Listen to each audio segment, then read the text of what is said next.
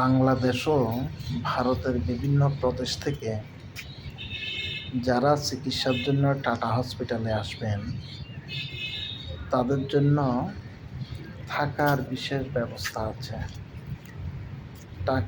Tata হসপিটালের নিজস্ব একটা গেস্ট হাউস আছে।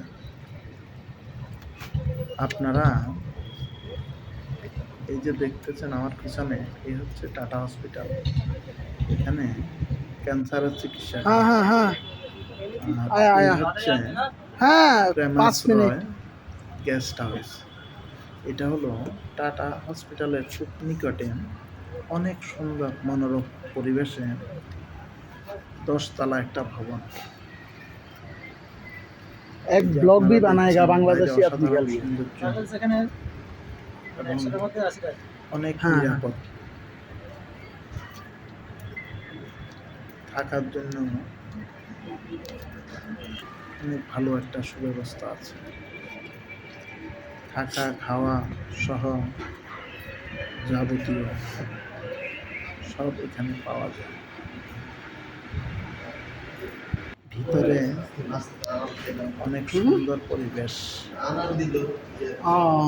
রুমগুলো সব সময় না ছোট, রন্ধনশালা, কিন্তু পরিবেশটা অনেক ভালো।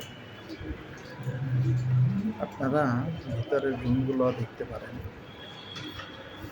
522 নম্বর রুম, এখানে 3 জন থাকার ব্যবস্থা আছে। একটা বেড, আপনার এখানে বালিশ টালিশ আমাদেরকে কিনতে হবে না? বালিশ আছে, আপনাকে খালি কাভার কিনতে হবে। আচ্ছা আচ্ছা, বালিশের কাভার আমাদেরকে কিনতে হবে। আচ্ছা, এখানে তো সিঙ্গেল বেড, হ্যাঁ, একটা বেড। তো আমাদের তো 3 বেডের চাইছিলাম যে ওইটাই। এটাই 3 বেড, একটা ম্যাট্রেস এক্সট্রা থাকবে, ওটা নিচে বিছানো। আচ্ছা আচ্ছা আচ্ছা, এটাই 3 বেড। এটাই 3 বেড। আচ্ছা আচ্ছা আচ্ছা, বসার একটা চেয়ার আছে, একটা আলমারি আছে। হ্যাঁ হ্যাঁ হ্যাঁ হ্যাঁ, বুঝছি। এই ম্যাট্রেসটা এখানে বিছাই ঘুমাতে হবে অল্প খরচে। আচ্ছা, 3 জনের সুন্দর জন্য রুম, 450 অনেক সুন্দর। টাকা। অসাধারণ একটা রুম সুন্দর হচ্ছে, বড় পরিষ্কার পরিচ্ছন্ন। হ্যাঁ, 2 জনের জন্য 300 টাকা। জায়গাটাতে পরিষ্কার পরিচ্ছন্নতা খুব ভালো লাগবে আপনাদের।